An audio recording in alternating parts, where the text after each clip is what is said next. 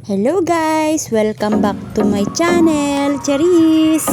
So ngayon pala, isi-share ko po sa inyo yung kaganapan bago magpasukan. So kasama ko pala yung aking dalawang Junakis, magpapa-enroll kami. So itong araw pala na to guys is nagpa-enroll kami ni Kuya Bumbum sa kanyang teacher.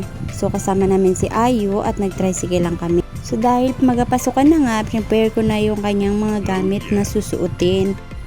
Nilabas ko na nga pala yung mga gamit niya na uniform, yung luma niya at saka yung bago. So hindi kami nagbili ng maraming damit kasi meron pa naman din siya. Dahil pawisin nga si Kuya Bumbum at syempre ang bata mabilis lang lumaki. Inihanda ko na pala yung kanyang susuotin na uniform. So binilang ko rin siya ng pants dahil minsan may mga activity sila na kailangan talaga ng pants. At ginawa ko, nag-cover ako ng mga notebook ni Kuya Bumbum. Ito ay mga personalized notebook. Kaya sa gustong magpagawa, i-message nyo lang yung likhang kamay. So, dahil nanay goals tayo, so dapat aralin natin yung mga bagay na magagawa natin sa ating anak. So, yan ang ginawa ko, is kakabiran ko yung mga notebook na gagamitin ng aking Junakis. So, pahirapan nga ako sa pagtatanggal ng tape niyan dahil parang ayaw ipagamit ng tape na yan. Sa sobrang tagal nga ng pagtanggal ko ng cover na yun, so yan nga, inamat-amat ko na siya. Sinukat-sukat ko pa yan dahil nga para saktuhan lang yung ating pagka-cover. So ginalingan ko nga ng konti yung aking pagka-cover dyan. So yan nga guys, ang aking ginawa.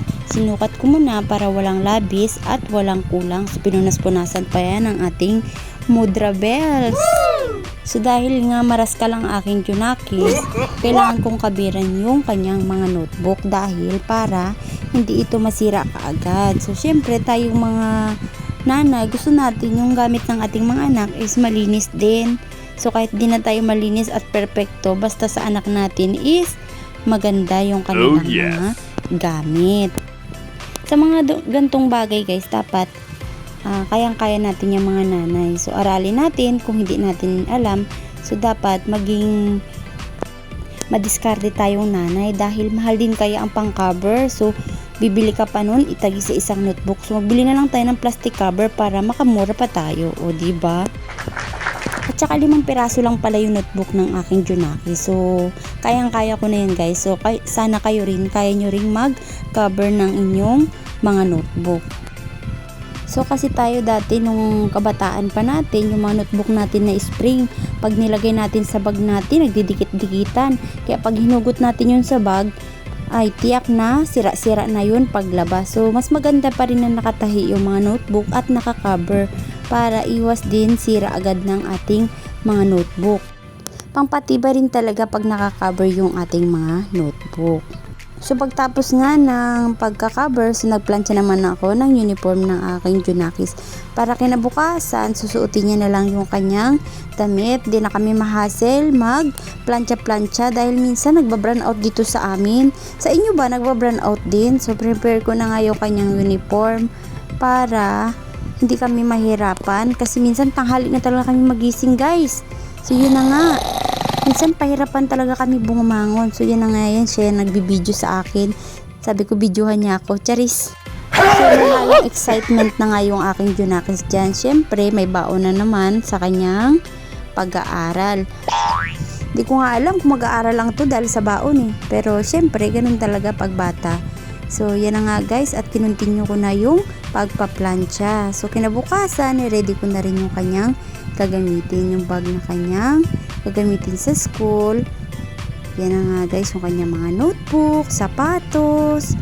Yan, so nakompleto rin namin yung gamit niya guys. So paunti-unti lang at nabili rin namin yung kanyang gamit. So hindi naman tayo mayaman para magbili ng bultuhan kaagad. So paunti-unti at maiipon din yan. So yan na nga guys, umulan kasi nung gabi kaya ang daan namin ay sobrang ganda. So kahit di pa naman ulan, maganda na talaga yung daanan namin. So kasi maraming truck na dumadaan dito. So yan na nga guys, ang aking estudyante. Lumakad na kami para maghanap ng kanyang room dahil first day of school, samahan natin si Kuya Bumbum.